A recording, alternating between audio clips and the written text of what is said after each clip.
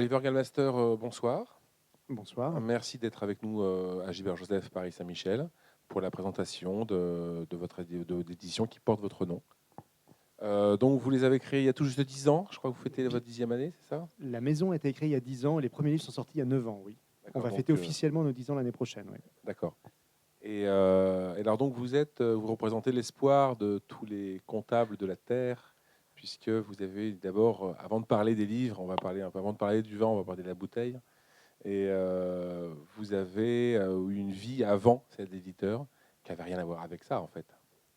Oui, j'étais. Enfin, vous savez, j'étais dans le contrôle de gestion et la direction financière, donc c'était pas du tout le même genre d'activité, même si c'est très utile quand on est éditeur de savoir compter. Mais je crois qu'il y a un exemple qui est plus prestigieux, c'est que il me semble que Jimmy Page était comptable avant d'être le chanteur de Led Zeppelin. Vous êtes donc le Non, mais type. donc quand même, je ne marche pas dans les pas de Jimmy Page, mais personnellement, moi, il y a un exemple qui m'a motivé aussi. Oui. D'accord. Donc, du coup, il y a 10 ans, vous lâchez tout et vous décidez de monter une maison d'édition sur les livres que vous aimez, sur les livres sur les grands espaces. Et alors, Exactement. Et, qu'est-ce qui vous a amené à cette littérature à la base? pour devenir éditeur, la première chose à faire, c'est d'être lecteur. C'est un truisme, mais c'est pas évident pour certains. Mais moi, c'est simplement des livres que je lisais. Je lisais depuis tout jeune, je lisais en anglais, par goût de la langue, par le plaisir, pour le plaisir d'éprouver un double plaisir, un double effet qui se coule de lire un texte qui me plaisait, plus le plaisir de déchiffrer une langue qui m'était étrangère. Et moi, j'étais dans de cette sensibilité de. Donc, je pense que ce qui est important, c'est de ne pas oublier le genre de livre qu'on aime lire. Et moi, j'aimais lire des livres qui parlaient de grands espaces, de ces paysages américains euh, qui sont uniques et qu'on n'a pas en Europe, de cette Amérique qu'on connaît très très mal, puisque comme le dit Ben Whitmer, New York et Los Angeles ne sont pas très représentatifs de l'Amérique. Et c'est ce qu'on en voit, nous, à travers une certaine littérature qu'on peut dire dominante jusqu'à présent, et puis à travers le cinéma. Il y a toute une Amérique qui est une Amérique moins connue, voilà, celle des Larry Brown, par exemple. Donc voilà, moi j'aime cette littérature-là, et j'aimais cette littérature-là dès le départ, et elle me paraissait pas très représentée en France. Voilà. Et c'était l'idée de départ, c'était ça. Oui, en plus, en France, il y a parfois certain mépris pour les États-Unis, enfin, une certaine critique très, très facile. Et surtout, bon, on aime New York, on voit la Californie, parce que c'est des choses qui nous viennent en continu par la télévision, par le cinéma. Et c'est vrai que toute cette partie-là est très peu explorée, ne serait-ce que très peu touristique, très peu visitée par les Français, jusqu'à maintenant, en tout cas. Et du coup, il y avait aussi peut-être un certain mépris pour cette littérature-là aussi. Alors, je ne sais pas si on peut parler de mépris. Moi, j'ai tendance à penser que oui, mais c'est un sujet complexe. Je pense que la France a toujours eu des rapports très compliqués avec les États-Unis. On a à la fois une fascination et une attirance très très forte pour ce pays. Et en même temps, on a tendance effectivement à trouver que l'Amérique est un pays purement mercantile, bas du front, pas très intéressant. Et finalement, la littérature qu'on connaissait le mieux, celle qu'on enseigne à l'école encore, c'est une littérature qui nous ressemble. C'est la littérature de l'Amérique qu'on aime, la littérature qu'on rêve d'aimer, parce que voilà, elle nous présente l'Amérique telle que nous on la fantasme. C'est l'Amérique qu'on désire. Mais en réalité, la littérature moins connue nous présente l'Amérique telle qu'elle est vraiment. L'Amérique des bas-fonds, l'Amérique du bas, l'Amérique de ces espaces isolés, de ces villes déshumanisées. Et elle a déjà été traduite, bien sûr, mais c'est pas celle, bizarrement, qui nous vient la première à l'esprit lorsqu'on pense États-Unis, par exemple. Des auteurs comme, à mon avis, Steinbeck, Dos Passos, même Steinbeck, prix Nobel de littérature, ce sont des auteurs qui sont sous-cotés. J'en suis intimement convaincu. Euh, je pense qu'il y a même plus personne lit Dreiser, euh, alors qu'une littérature plus new-yorkaise, plus de la côte Est, nous ressemble.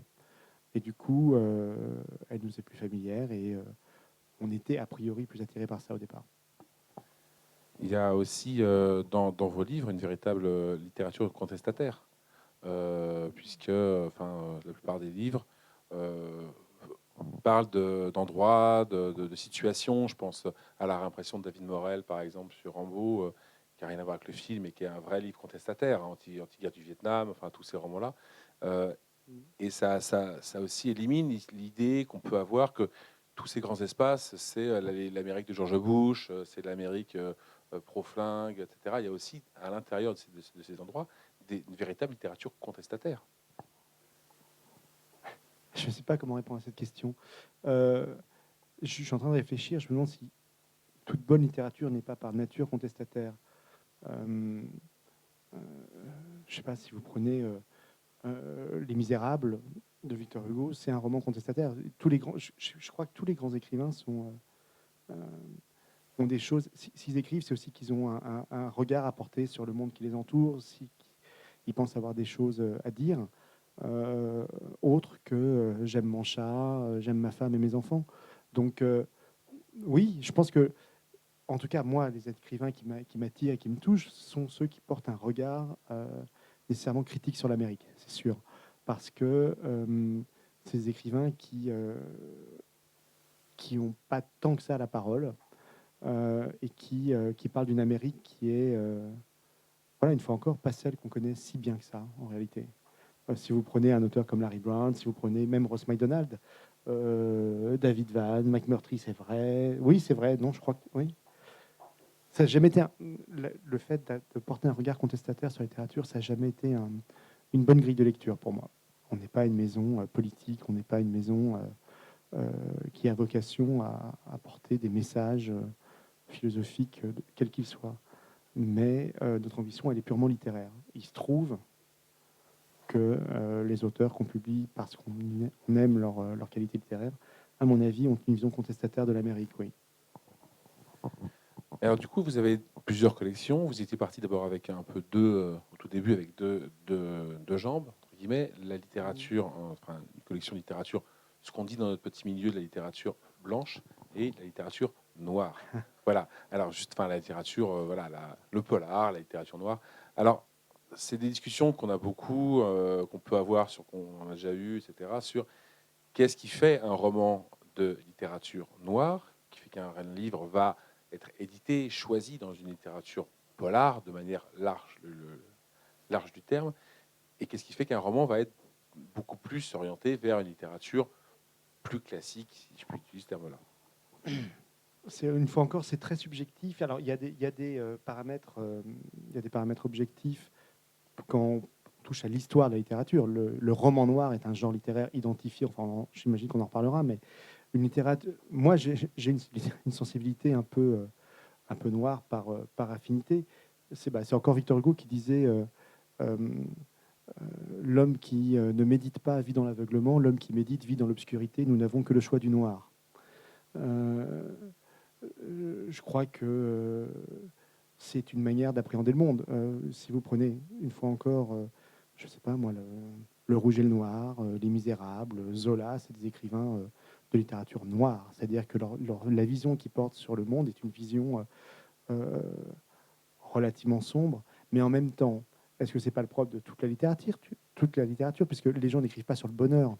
C'est très très rare. Il y a quelques écrivains qui arrivent à écrire sur le bonheur, mais c'est très très rare. La littérature qui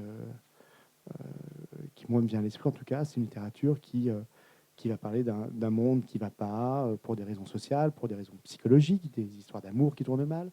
Il y a le théâtre, il y a les comédies de Shakespeare, des choses comme ça. Mais en littérature romanesque... Ça se finit souvent mal chez Shakespeare. Hein. Non. Le Songe d'une nuit d'été, toutes les comédies, ce qu'on appellerait des comédies romantiques maintenant, il y a des vraies comédies. Chez Marivaux, mais je pense que la fonction du roman, peut-être, je ne suis pas un théoricien de la littérature, mais peut-être que le roman a toujours eu pour fonction d'aller mettre le doigt là où ça faisait mal. Et du coup, ça implique une certaine noirceur dans les thèmes et dans l'écriture. Oui. Dostoïevski était pour beaucoup le premier auteur de romans noirs. Oui. Donc, Et la série noire avait même republié Oedipe Roi de Sophocle Ah, il y a ouais. quelques années. Oui, oui, bien sûr. C'est ce que dit David Van, la tragédie grecque, voilà, qui est la matrice de son œuvre à lui et aussi la matrice de toute notre littérature occidentale et une littérature noire, oui. Elle porte bien son nom. Alors, il y a un autre point qui a soulevé, c'est que tout le monde a remarqué quand vos textes sont sortis, c'est la qualité des traductions. C'est-à-dire qu'aujourd'hui, euh, maintenant, on commence, en effet, dans la littérature, dans le roman noir, etc., à avoir un intérêt des traductions. Pendant très longtemps, le roman noir, le polar a été un peu délaissé au niveau de traduction. Vous lisez en anglais, vous, mais c'est pas vous qui traduisez. Non, traducteur, c'est un vrai métier, c'est un métier extrêmement difficile. Euh, dans ce qui concerne la littérature noire, dans les romans noirs, dans les romans policiers, c'est la maison Rivage, sous l'impulsion de François Guérif, qui était la première maison d'édition à la fin des années 80 à remettre au goût du jour l'idée que, bah oui, quand on lit un auteur américain, il faut qu'il soit bien traduit. Nous, à notre génération, ça nous paraît complètement évident, mais ce n'était pas le cas jusqu'à il y a encore un certain temps, et même maintenant, je crois, pour certains éditeurs. Mais quand on est une maison d'édition de taille modeste comme la nôtre, on n'a pas, le choix. On est obligé on est des artisans, donc il faut qu'on fasse bien notre travail. Moi, ça me paraîtrait absolument irrespectueux et même immoral de ne pas respecter le texte anglais tel qu'il a été voulu par son auteur. Et effectivement, je ne suis pas traducteur, mais on a une équipe dédiée à ça, c'est-à-dire que toutes nos traductions sont relues 3 fois. On a des traducteurs extraordinaires, Jacques Maillot, Sophia Salides, Laura Doraginski, François App et d'autres qui font un travail mais incroyable sur des textes d'une difficulté démoniaque. Mais euh, c'est tellement important. Enfin, si on va pas commencer à faire un florilège des fautes de traduction qui nous ont gâché un certain nombre de textes, même de plaisir de lecteur, mais on n'a pas le choix. Voilà, il faut faire ça. Et alors, pour continuer, avant de venir, je vous ai demandé de choisir, de me donner une petite liste des textes dans des livres. Alors, je sais que c'est très dur de choisir parmi tous ces enfants, entre guillemets, parce que c'est un peu comme ça. Donc, j'avais demandé à Marie de me donner une petite sélection. Donc, on va parler un petit peu des différents titres et de l'importance qu'ils ont eu pour votre maison d'édition à un moment donné. Donc, ça, c'était le premier livre que vous aviez édité. Donc, je le montre. Le gang de la molette d'Edouard Voilà, Abbey, oui. qui est un roman assez extraordinaire quand même. Enfin, je veux dire, c'est presque anarchiste à ce niveau-là, Ah oui, c'est terroriste. complètement Enfin, anarchiste. Ouais. je sais pas comment les États-Unis ont pu vivre ça, enfin, ont pu lire ça avec leur peur aujourd'hui de la contestation terroriste, en Alors, fait. le livre est paru en 75 et il fait maintenant partie des 100 classiques de Penguin, vous voyez, les grands livres du siècle. Ça reste pourtant un livre marginal. C'est un livre qui est pas du tout, enfin, qui est très original par rapport à une production américaine, on va dire dominante, et que je voulais absolument avoir comme premier livre. Ma première parution, c'est ça, en janvier 2006. Et l'histoire, elle est toute bête. Hein, l'histoire de 4 personnes, un ancien du combattant du Vietnam, un vétéran alcoolique, passionné par les armes à feu, un guide de descente de rivière en raft, mormon, polygame, un médecin sexagénaire qui passe ses week-ends et ses soirées à enlever tout ce qui balafre les bords de route américains, donc avec sa tronçonneuse, fait sauter tous les panneaux publicitaires, ce genre de choses. Et sa maîtresse, qui est une jeune féministe new-yorkaise qui a la moitié de son âge. Et un jour, ces gens-là descendent le fleuve Colorado et ils, euh, ils sont révoltés voilà, par la publicité, par la pollution, par les mines, par les routes. Ils décident de tout faire péter. Voilà. Et ils vont poser des bombes et il n'y a pas un seul mort. Il n'y a aucune violence dans le livre, mais ils seront poursuivis par le FBI, par des milices privées, par des milices mormones, par la police, par les shérifs. Et il y aura une grande course-poursuite dans le désert de l'Utah. C'est des paysages un peu comme dans les films de John Ford. Voilà. Et euh, c'est le livre qui a inspiré le mouvement écologiste radical Earth First, qui s'est créé quelques années après. On a traité Édouard Aby d'éco-terroriste, on l'a traité de fasciste, on l'a traité de communiste, on l'a traité de tous les noms, mais c'est juste un grand écrivain. Oui, Un roman assez incroyable. Et nous, quand on l'a vu arriver, enfin moi, quand je l'ai vu arriver en librairie, comme un pavé, comme un ovni, enfin, je suis tout de suite tombé amoureux de cette littérature. En tout cas, ça a été le premier et ça a été un coup remarquable. En tout cas, dans le domaine de l'édition, on s'est dit, bah, il se passe quelque chose. Enfin, on n'avait jamais lu ça avant. Enfin, voilà. Alors, pour être tout à fait honnête, le livre était déjà sorti 10 ans avant chez Stock, sous le titre Ne meurs pas au Mont Désert. S'il y en a qui l'ont, ne le rachetez pas. Mais on l'a fait retraduire depuis. Et Abby avait été publié par Michel Lebris aussi, chez Heubec, Désert solitaire. Donc, c'était. En réalité, cette littérature, elle a toujours été là, mais elle a toujours été parsemée. Quelques maisons avaient fait un livre par-ci, un livre par-là. Nous, ce qu'on a voulu faire, c'est créer un univers. Chez Gallmeister, c'est ça qu'on veut faire. On veut que les gens rentrent dans une certaine Amérique et tous nos livres se répondent, tous nos livres créent une espèce de jeu de miroir. Et si vous aimez ça, vous allez aimer ça ou ça. Voilà. Et cette espèce de fil rouge qui relie tous nos livres, c'est voilà, c'est ce qu'on appelle une ligne éditoriale. Le deuxième, donc j'en ai pris un parmi tous ceux de la production de Ross MacDonald, qui avait été une première fois traduit en effet, puisque nous on les a de temps en temps chez nous dans l'ancienne traduction. J'invite les gens, s'ils veulent s'amuser, à voir la différence, ce que veut dire une différence de traduction, c'est assez incroyable quand même. Donc c'est tous les Ross MacDonald qui continuent encore aujourd'hui à être, vous en sortez quoi, un par an, deux par an, un par an, c'est Deux ça? ou un par an, Deux selon, par an, selon les c'est ça? rythmes. Là, on en est au 6e. Ross MacDonald, c'est un auteur très important. C'est l'un des grands auteurs de la seconde génération du roman noir, après Hammett, Chandler. Voilà, il y a eu Ross MacDonald, c'est vraiment la sainte trinité du roman noir. Il a été publié dans les années 50, à l'époque où on n'avait pas ce respect des traductions. Et effectivement, vous pouvez voir sur notre site, vous pouvez télécharger les comparatifs de traduction et 32% précisément du texte du premier roman avait été supprimé. C'est-à-dire qu'à l'époque, le roman noir était considéré comme de la littérature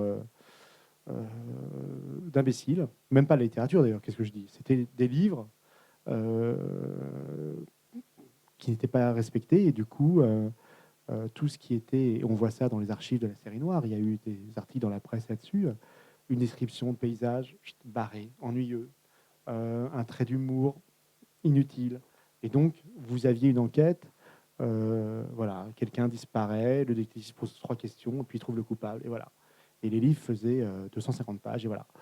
Maintenant, on a compris, et ça, une fois encore, c'est grâce au travail d'autres éditeurs, et je pense à Rivage, qui a fait ce travail-là pour ma génération, qu'il n'y avait pas de différence entre un Ross MacDonald, un James Ellroy et un Jim Harrison, par exemple. Il y a juste, c'est un truisme encore, mais voilà, il y a juste les bons livres et les mauvais livres, les bons écrivains et les mauvais écrivains. Mais Ross MacDonald, c'est vraiment tout un univers euh, complètement américain. Enfin, vraiment, ça se passe toujours sur la côte ouest, dans une ville qui est une sorte de San Francisco, enfin près de San Francisco. C'est l'univers d'une Amérique clinquante. Il faut imaginer les années 50, 60, donc Hollywood, et tout ce qu'il y a derrière, tous les secrets de famille, tous les secrets d'argent, toute la violence sociale qui apparaît à travers ces livres de manière extrêmement délicate et qui montrera vraiment. C'est mieux qu'un cours d'histoire sur l'Amérique. Oui, on avait reçu François Guérif l'année dernière, lors de la première année de la manifestation.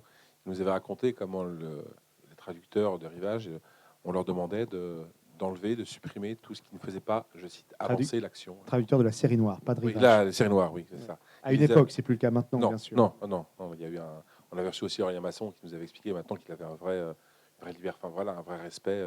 Rénal avait fait avec la Noire aussi, il avait commencé un peu.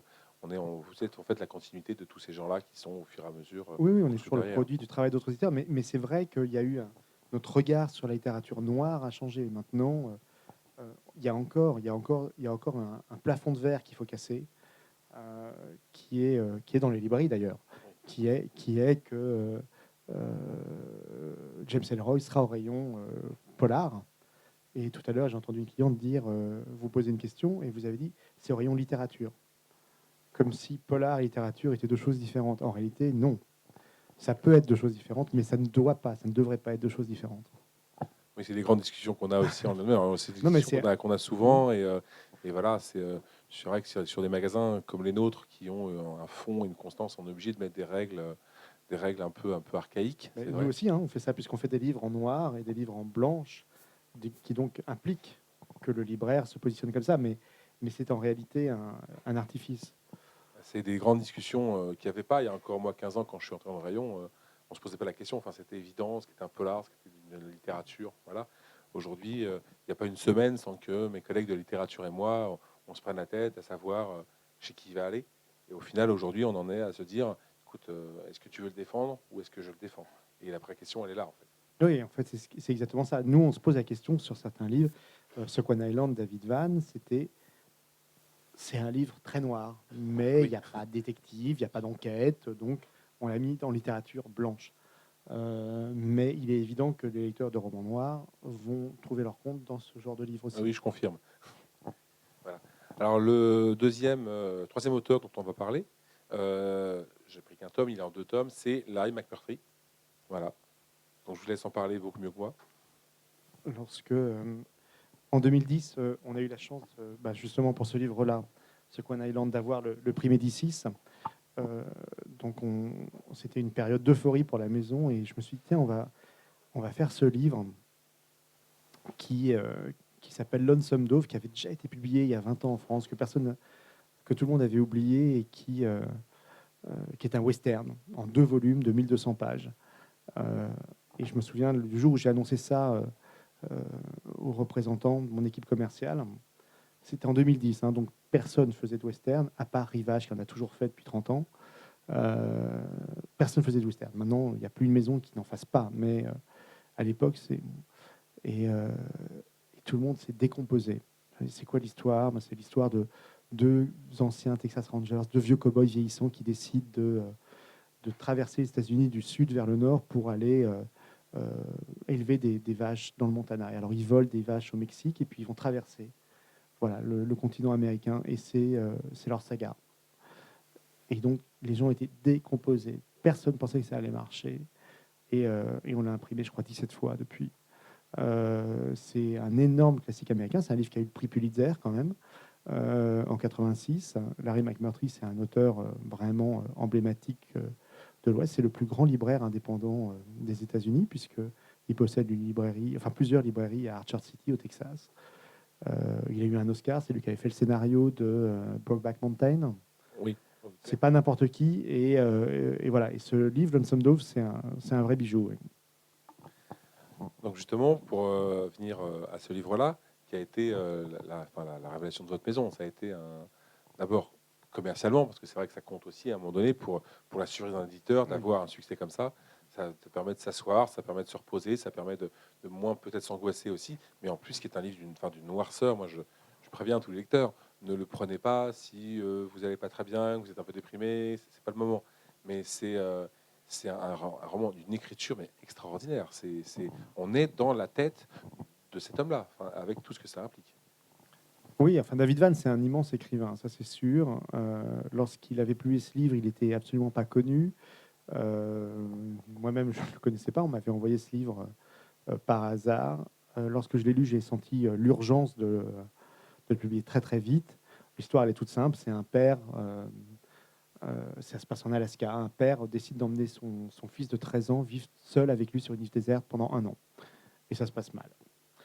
Euh, Et effectivement, ce livre ça a été un énorme best-seller en France. Il a eu le prix Médicis. Donc ça a complètement bouleversé la destinée de la maison d'édition. Et il est intéressant dans la mesure où, c'est peut-être pas la première fois, mais on a participé à la découverte d'un talent majeur aux États-Unis.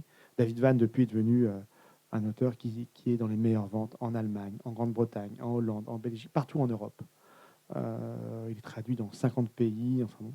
Il n'y a qu'aux États-Unis où il a un succès critique, mais pas encore public. C'est assez incroyable. Mais parce qu'il a un regard très très violent sur la société américaine. Il est très critique. Il critique le lobby des armes notamment. Enfin, il est vraiment radicalement non américain. D'ailleurs, il n'a même plus d'adresse aux États-Unis. Il vit entre la Nouvelle-Zélande et l'Europe. Donc il est assez marginalisé. Mais c'était un livre, oui, c'est un de nos chouchous. Et enfin, le dernier donc, de cette sélection, Tom Robbins, alors je lis le titre, Féroces infirmes, retour des pays chauds. Qui est un vers de Rimbaud, en fait. Dans la VO aussi, hein, c'est le titre original. Tom Robbins, lui, c'est un vrai génie. Il avait fait ce livre qui a eu beaucoup de succès dans les années 70, qui s'appelle Même les cowgirls sont du vague à l'âme, qui a été porté à l'écran par Gus Van Sant, avec Uma Thurman, Keanu Reeves, par exemple, qui est un très mauvais film. Et c'est un auteur très particulier qui est extrêmement drôle. On parlait de littérature noire tout à l'heure. Tom Robbins, c'est sans doute l'auteur le plus heureux de notre catalogue. Voilà un écrivain capable d'écrire sur le bonheur. Euh, et de manière magistrale. Il a... Tom Robbins, c'est... quand il fait une rencontre dans une librairie à Minneapolis, il y a 7 heures de queue, il y a 700 personnes qui viennent. Ça Voilà. fait rêver, hein. C'est vraiment une star aux États-Unis. Les Américains, quand je leur dis que je publie Tom Robbins, ils pensent que je suis 10 fois plus gros que Gallimard. Donc, et en fait, c'est un écrivain qu'on, dont on est complètement amoureux dans l'équipe. Donc, on va faire tous ses livres. Il y en a 9, donc c'est pas bien compliqué. Et qui a une histoire, enfin, qui a un talent de conteur, mais à la Garcia Marquez, à la Voltaire même, puisque en fait, il part toujours d'une histoire complètement basique, enfin basique.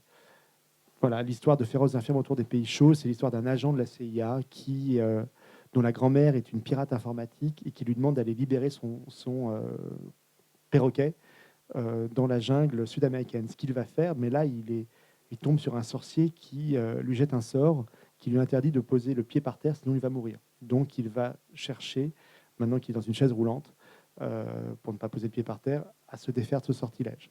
Voilà. Et il va partir, il va voyager au Proche-Orient. Et Tom Robbins reprend toujours les mêmes thèmes, la religion, la vie après la mort, la joie de vivre, la sexualité, la vie extraterrestre. C'est des choses qui le fascinent et c'est ultra drôle. Franchement, enfin, il y a des passages, mais vous riez à voix haute, comme Irving à la grande époque. Voilà. Et c'est un auteur euh, vraiment sublime, quoi. Et très gai, ce qui est remarquable chez nous. Alors je vais les prendre, parce que maintenant on va parler un peu du présent, Mhm. puisque vous venez de lancer une nouvelle collection. Donc, je vais les montrer tous les 4. On n'a pas encore, je suis 5e, il sort bientôt. Quelle collection néo-noir, que nous on a vu arriver avec un grand plaisir, parce qu'on Parce que vous êtes s'attendait. de rayon polar. Voilà, et puis surtout parce qu'on savait le travail que vous aviez fait, etc. Et, alors je vais un peu donc, en parler des 4. Donc, pour l'instant, il y en a que j'ai pas encore lu, puisqu'il vient d'arriver avant-hier, je crois. Donc celui-là, Exécution à Victory, donc, qui est un roman. On est vraiment là dans une noirceur, mais presque grand guignol. Il y a des moments où vraiment on a presque envie de rire tellement c'est improbable. Et d'un autre côté, j'ai appris que c'était assez réaliste quand même. Enfin, les villes qu'il décrit, il y a L'intrigue, quand même non, mais la ville, oui, bien sûr. il y a quand même Pensez à un Détroit, la quartier, il y a quand même Nouvelle-Orléans. un quartier qu'il appelle le Chiotte quand même. Enfin, c'est vraiment voilà quoi, c'est assez impressionnant quand même. Ensuite, donc celui-là je garde pour la fin, c'est vous qui nous en parlerez. Alors, il y a Pike que vous aviez déjà, en fait, Benjamin Whitmer était déjà sorti dans la première collection, donc c'est une réimpression. Dans la collection noire, oui. Voilà, avec un. Donc, je tiens à dire aussi que parce que c'est important, je trouve le prix quand on sait, enfin, on en a parlé, quand on connaît le coût d'un livre, d'une traduction, quand on connaît le coût de fabrication, je trouve les prix excessivement intéressants, bas, enfin pour le voilà. Là, un livre comme ça qui est à 18 euros, qui fait Pour un grand près de format, ouais. 450 pages, ouais, pour un grand format, c'est vraiment avec une qualité. Là, on ne voit pas la. Voilà. Je propose aux gens de venir les toucher. C'est un conte, enfin un objet en plus qui est excessivement agréable à lire. Enfin voilà, c'est Enfin, en nous, on aime plus. bien, ouais. Oui, enfin, nous aussi. Mais en plus, c'est extraordinaire parce que vous avez essayé. On sent la volonté de le faire lire au maximum de gens en essayant de le rendre le C'est notre prix. métier, oui. Il faut que les livres trouvent des lecteurs. Nous, on doit y trouver un équilibre économique, mais le but, c'est quand même de trouver un maximum de lecteurs à nos ouvrages. donc Pike était déjà, que moi j'avais déjà lu dans la première édition, donc de Benjamin Whitmer, qui, pareil, est un roman noir avec des scènes pas faciles. Enfin, il y a des moments un peu la découverte du corps. Donc voilà, c'est un personnage un peu ambigu. On comprend qu'il a eu un passé pas simple et débarque dans son café un matin. Une prostituée avec une gamine de 10 ans, je crois, 12 ans, 12 12 ans, ans, oui. 12 ans, 12 ans, et la fille lui dit que sa fille, à lui, qui était prostituée aussi, est morte, et il se retrouve avec cette gamine de 12 ans. La mort de la mère est assez atroce, et il va vouloir enquêter pour savoir pourquoi sa fille, à lui, est morte. Et alors, ce qui est incroyable, c'est que pendant la moitié du bouquin, on n'arrive pas à savoir à quelle époque on est. C'est-à-dire on le Mhm. sait à un moment donné avec une petite phrase qui passe juste 3 secondes, donc on arrive à repérer politiquement. Mais enfin, quand on voit aujourd'hui, encore aujourd'hui, ce qui se passe, par exemple, aux États-Unis, avec les émeutes, parce qu'il y a à un moment donné un flic assez ripou, on peut le dire, qui voilà, tire une balle dans le dos d'un black, et ça crée une émeute. Enfin, Une émeute raciale, une oui. émeute raciale. C'est-à-dire qu'on est vraiment dans l'actualité encore aujourd'hui, finalement, avec ce livre-là. Oui, oui. Et notre préféré pour l'instant, on n'a pas lu celui-là, de notre équipe au Polar, c'est celui-là. Parce que là, on retrouve l'Amérique de Jim Thompson, j'ai envie de dire vraiment. Donc avec la religion, avec l'histoire de cet homme qui a juste lui envie, qui est un peu sociopathe quand même, et qui lui n'a pas des idées de grandeur comme peut l'avoir le personnage le personnage de sociopathe qui veut être tueur en série, qui veut être... Non, lui, il veut juste fondre dans la masse. Oui, lui, il a un rêve assez petit bourgeois. Il veut se marier, il veut avoir un job et pour ça, il va faire ce qu'il estime nécessaire. C'est ça. Et évidemment, ça se passe mal, comme souvent. Et Ça, donc, mm. je vous laisse parler donc du dernier, Cry Cry Father. Father de Benjamin Whitmer, c'est l'histoire d'un homme qui s'appelle Patterson Wells qui travaille 6 mois par an comme élagueur, qui déblaye des broussailles dans les villes qui ont connu des typhons, des ouragans, des catastrophes naturelles. Et ça lui permet de gagner suffisamment d'argent pour aller vivre 6 mois par an dans un endroit reculé près de Denver, dans le Colorado. Cet homme a perdu son fils de 6 ans, auquel il écrit des lettres qui ponctuent le livre.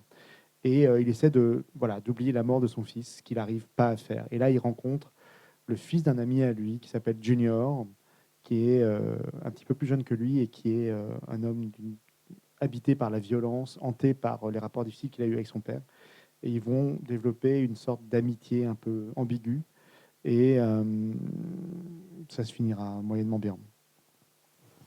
Il y a un prochain titre qui sort là bientôt, dont le titre, alors, vous savez Frank me dire, Sinatra dans un mixeur oui, ça de c'est Matthew McBride. tout un programme. Frank Sinatra, en fait, c'est un chien.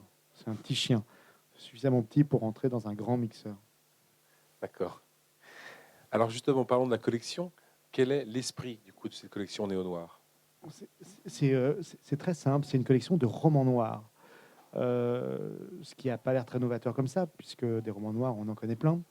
Mais en réalité, hormis la série Noire et Rivage, tout le monde fait du polar. Maintenant, il y a beaucoup de romans policiers, des thrillers, des romans policiers historiques, des procédurales, comme on dit en américain.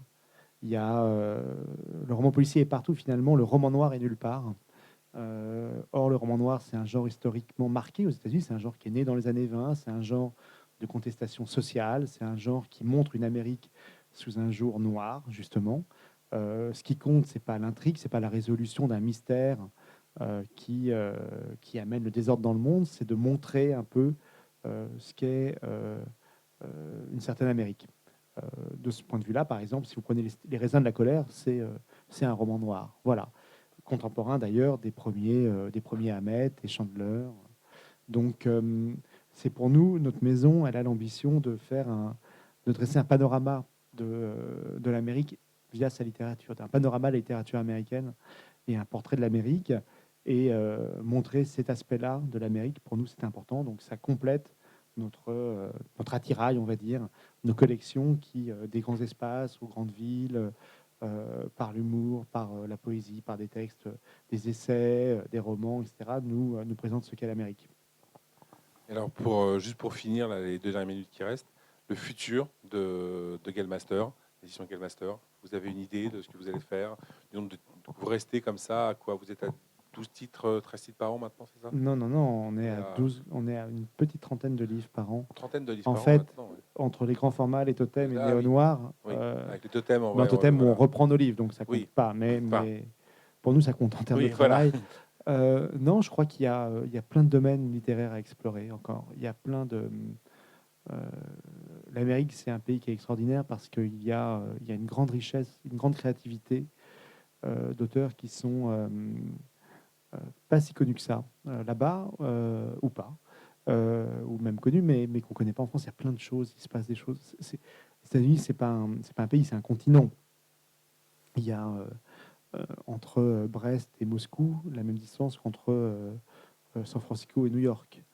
Donc, entre le sud, le nord, l'est et l'ouest, le Midwest, les Rocheuses, on n'écrit pas de la même manière. Il y a plein de domaines à explorer. Donc, je pense qu'on ne va pas s'ennuyer.